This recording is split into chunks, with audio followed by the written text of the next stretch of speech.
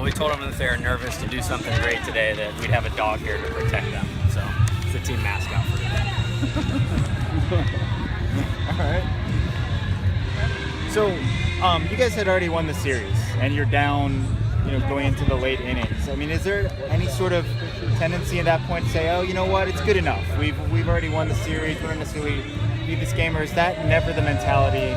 No, what we do is we don't attach anything to the play. It's about being the best we can on that pitch, on that inning, and just sticking with it.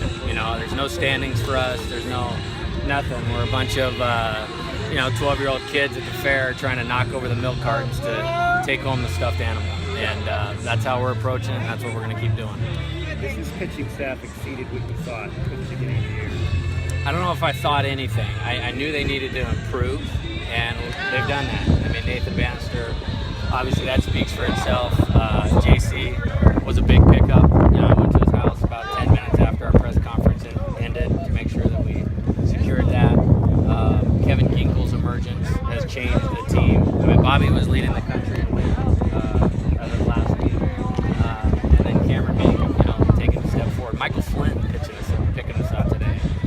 12 innings, and there was some phone conversations between myself, Coach Long, and Coach Brown at about 1:15 this morning to figure out what we were going to do, and we felt like we had a good plan going into it, and it worked.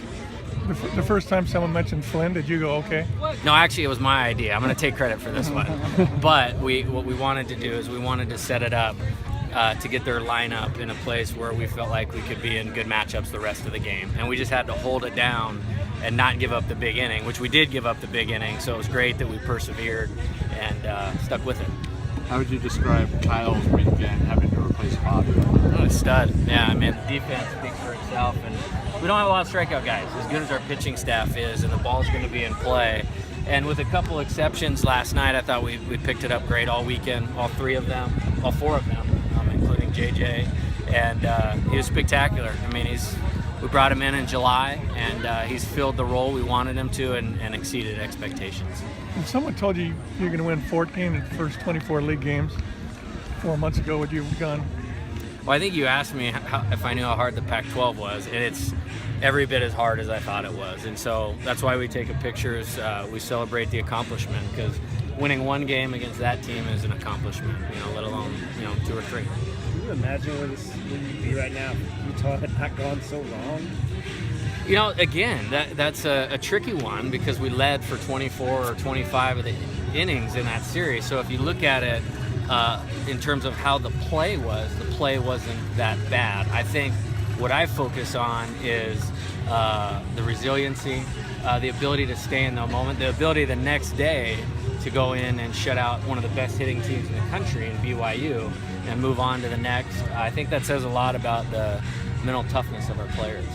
What is Bobby's status moving forward? I don't know. We're trying to get him evaluated daily. We're treating it like we were if we were a major league organization. And, there's no 15-day disabled list. He's on the roster. He was on the roster for this weekend. He'll be on the roster for next weekend, and my hope he's going to be able to play. So it's an injury situation? Yeah.